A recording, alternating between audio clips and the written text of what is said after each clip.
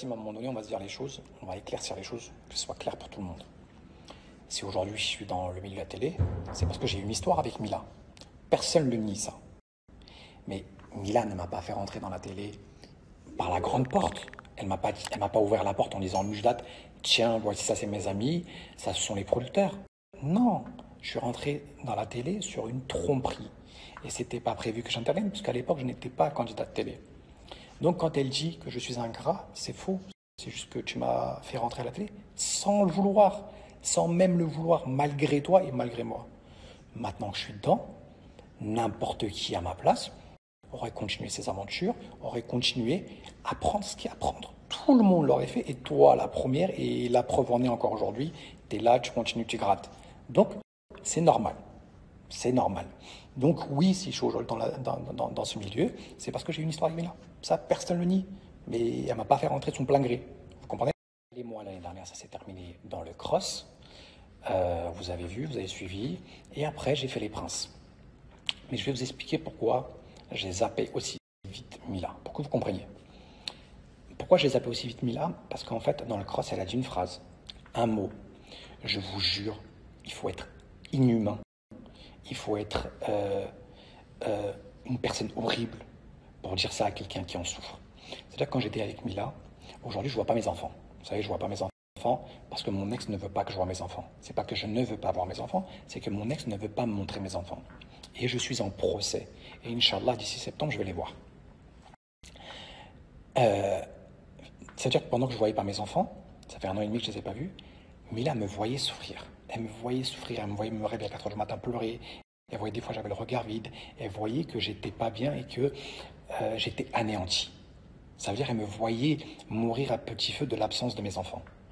Et vous savez, ça c'est pas passé à la caméra parce que c'est pas montable ces choses-là. Quand on parle des enfants, quand on parle des choses aussi crues, c'est pas montable. Et lors d'une embrouille devant tout le monde, elle m'a dit va t'occuper de tes enfants. Et ça, je vous jure, encore aujourd'hui quand je vous le dis, j'ai la chair de poule. Sur tout ce que j'ai de plus cher au monde, c'est comme si, je vous jure, j'ai envie de pleurer, là j'ai envie de pleurer. Sur tout ce que j'ai de plus cher au monde, regardez la chair de poule que j'ai. Sur tout ce que j'ai de plus cher au monde, ça m'a arraché le cœur. Je me suis dit, on ne peut pas, c'est impossible.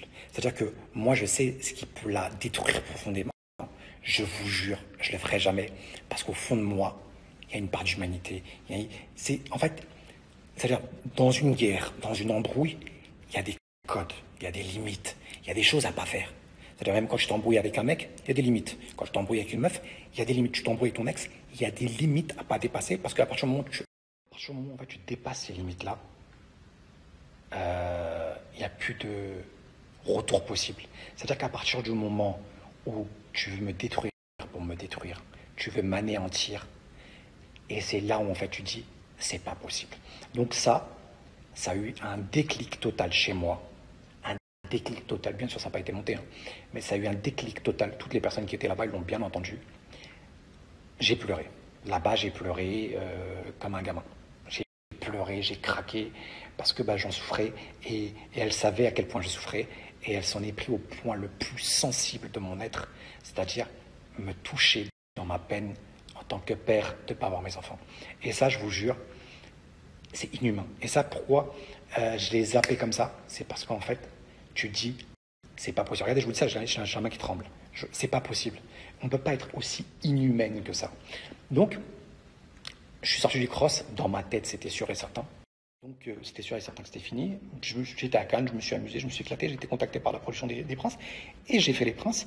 Et après, la suite, vous la connaissez. Elle a essayé de s'acharner sur moi, d'essayer de me bloquer par tous les moyens qui étaient possibles et inimaginables sur les réseaux sociaux pour essayer de me nuire, pour me bloquer, pour entre guillemets, me terminer, voilà, mettre plus bactère, comme si elle ne l'avait pas assez fait. Et en sortant des Princes, je suis sorti avec Félicia. J'ai rencontré Félicia, je suis tombé, coup de cœur, red dingue de Félicia.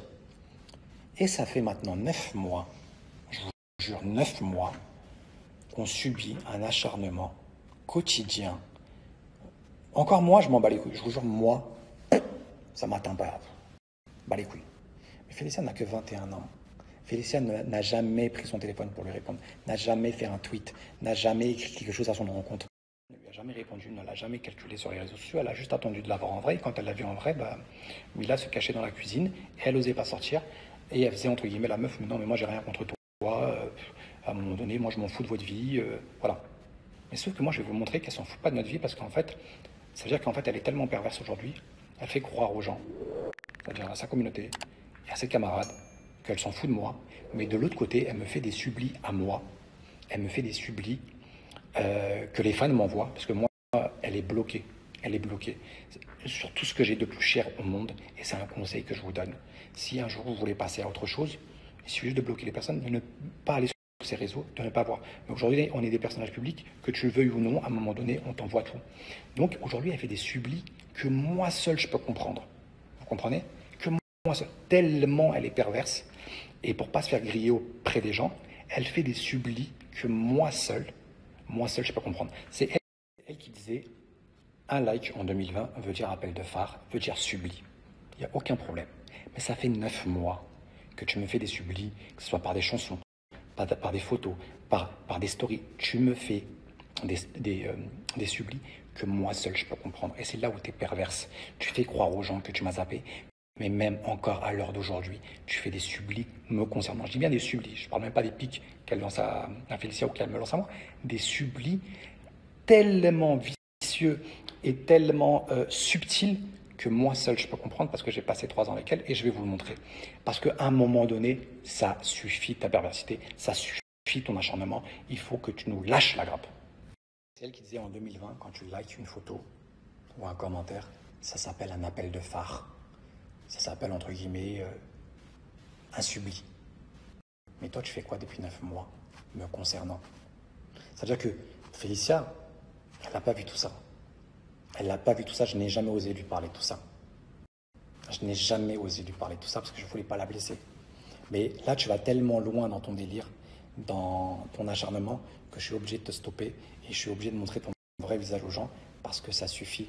Moi, je n'ai... Pour toi, je suis censé être la pire personne au monde. Pour toi, je suis censé être la leçon de ta vie, comme tu le répètes maintenant depuis 9 mois. Je suis censé être la personne que tu détestes le plus au monde et la personne, entre guillemets, la plus ingrate, la plus opportuniste, enfin, la pire des personnes. On est d'accord que si je suis la pire des personnes, tu ne me fais pas de subli. Tu fais pas ça, ce que tu fais. Tu regardes ce que tu fais là, ce que je vais montrer. Déjà, je vais montrer tes pics. Certains pics, pas tous, parce que je n'ai pas le temps.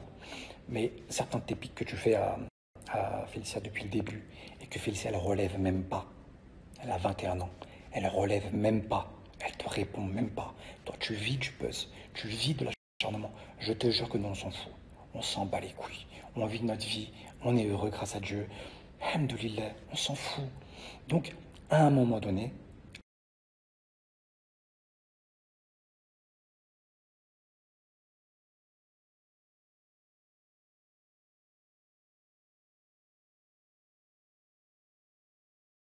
un pic que tu nous as lancé alors que tu es censé passer à autre chose parce que je suis la pire personne au monde.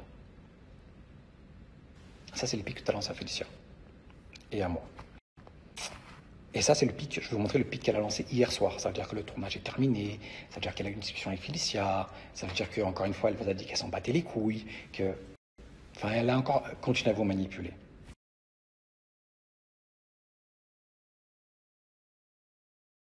Ce sont les pics que tu as lancés, à moi et à Félicia. Mais maintenant, je vais vous montrer les subliminaux, et c'est là où ça devient perverse. Ça veut dire qu'elle vous fait croire qu'elle s'en bat les couilles, mais de l'autre côté, elle envoie des sublis que moi seul, je peux comprendre. Et c'est là où ça devient perverse. Et c'est là où, en fait, tu te dis, mais c'est pas possible. C'est impossible. C'est trop wesh. C'est pas possible d'être aussi perverse. 5 décembre, 3 mois avant le tournage de Objectif Reste du Monde, où elle dit qu'elle m'a zappé, qu'elle est passée à autre chose, que moi je suis un fou de faire croire qu'entre guillemets, eh ben, elle n'est pas passée à autre chose. Le 25 décembre, elle fait un post Instagram, c'est même pas une story, un post Instagram avec le nounours que je lui ai offert. Pendant qu'elle et moi on était ensemble. Ça fait déjà quelques mois que je suis avec Félicia. Mais si je suis la leçon de ta vie, pourquoi tu me fais des sublis? Si je suis la leçon de ta vie, si je suis aussi la pire personne que tu montres, le psychopathe, ce que tu veux démontrer, et tu sais que c'est faux tout ça, et que tu essaies de montrer aux gens, pourquoi tu me fais des sublis? Pourquoi le 25 décembre, tu es censé être heureuse, tu es censé être en famille? Pourquoi tu fais une photo avec le nounours que je t'ai offert? Si c'est pas un supplice, c'est quoi?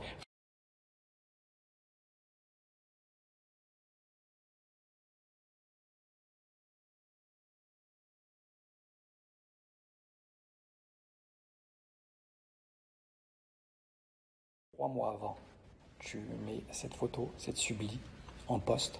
Et je parle même pas des stories qu'on m'a envoyées, des chansons, nos chansons qu'on avait quand on était ensemble, des chansons pour me faire expliquer des choses, des chansons pour me montrer que, entre guillemets, entre toi et moi, pardon, il y a encore moyen. Genre, entre toi et moi, il y a encore moyen. Juste quelques semaines avant le tournage.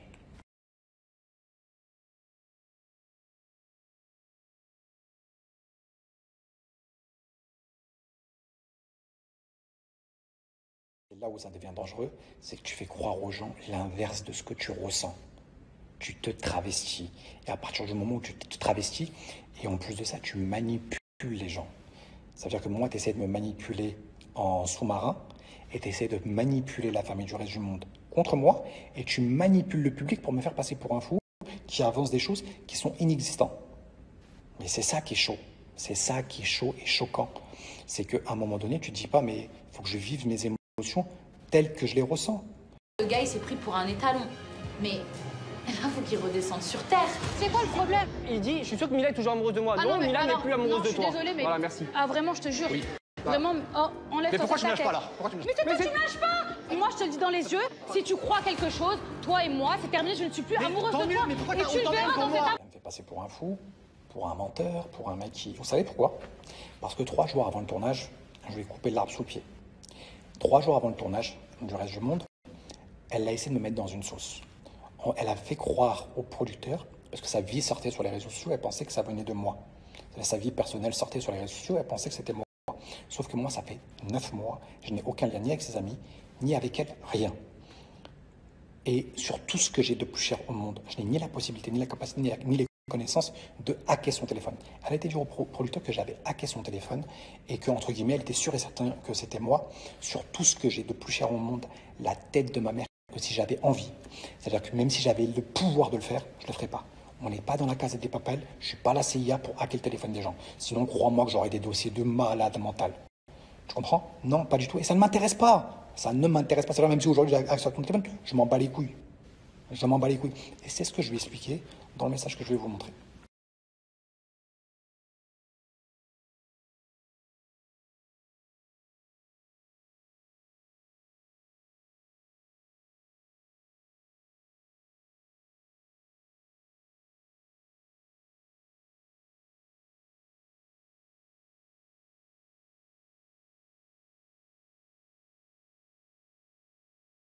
Ça, je suis très clair avec elle 3 jours avant le tournage.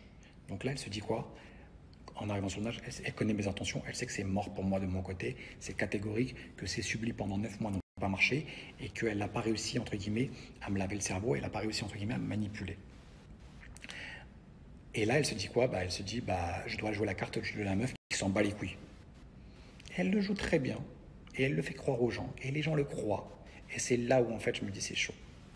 Au reste de la famille qu'elle a encore des sentiments pour moi, qu'elle m'a pas totalement oublié, les gens ils me prennent pour un fou parce qu'elle joue très bien son rôle et elle me fait passer pour un malade mental. Et c'est là où je me dis c'est trop chaud, c'est pas possible, c'est impossible d'être comme ça. Donc là, je me prends toute la famille à dos et elle manipule tout le monde contre moi. Une fois, pendant ce tournage, je passe pour le fou, pour le manipulateur, alors que je suis le plus sensé. La vie de ma mère, je suis rentré dans cette aventure plein de bonnes intentions. Je voulais vraiment créer quelque chose, je voulais m'entendre avec tout le monde, même avec mes ennemis, même les gens qui ne m'appréciaient pas, je voulais m'entendre. Mais c'était peine perdue parce que de l'autre côté, elle faisait un boulot tellement monstrueux en off, derrière les caméras, que pour moi, c'était mort. Et les gens, en fait, ils tenaient plus son parti à elle parce qu'ils avaient plus d'intérêt à tenir son parti à elle que mon parti à moi. J'étais tout seul, frère. Ils étaient tous ensemble. Donc, c'était mieux de tenir son dos à elle que le mien. Et c'est là où, en fait, tout le monde s'est mis contre moi. C'est là où, en fait, on a essayé de me faire passer pour ce que je n'étais pas. Même ma bonne intention, vous allez voir dans les prochains épisodes, on a essayé de la retourner contre moi. C'est-à-dire que je voulais tellement bien faire les choses que même Avec un Ilan, j'ai essayé de m'entendre. Je vous jure sur tout ce que j'ai depuis un moment, et ça, on me l'a retourné contre moi. Mais vous le verrez. Vous le verrez, je vous expliquerai le pourquoi, du comment. Et elle a ses explications avec Félicia dans le tournage. Même Félicia, elle essaie de tourner Félicia contre moi. Elle essaie de lui laver le cerveau.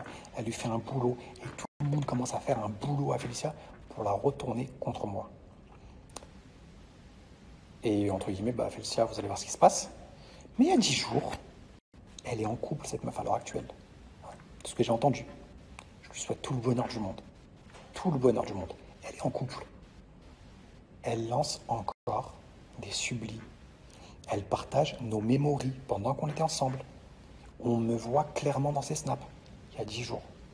Trop, c'est trop.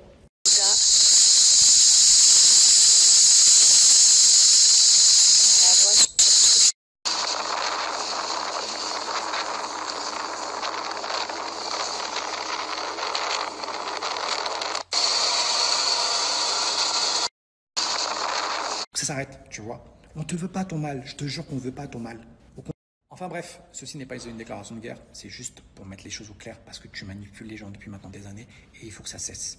Il faut que ça cesse parce que la première personne qui en pâtit, c'est toi. C'est toi qui souffres de tout ça. Et il faut que tu arrêtes. Si tu veux être heureuse, lâche prise. Lâche prise, ça va bien se passer pour toi. Je te souhaite tout le bonheur du monde.